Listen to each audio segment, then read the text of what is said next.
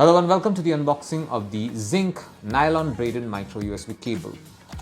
This is the box that it comes in with. There is almost no information on it other than the manufacturer information.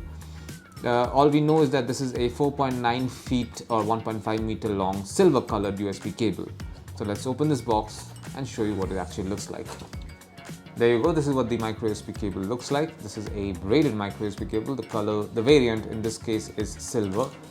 This is also 1.5 meters long, as you can see. Let me just show you. There you go. This is 1.5 meter long cable. There is a USB-A port on one side and the micro USB port on the other. Also notice the Zinq Technologies logo right on top.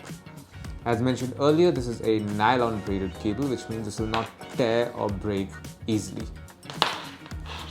And that's it. This is what you find inside the box containing the Zinq Nylon Braided Micro USB cable. Thank you for watching.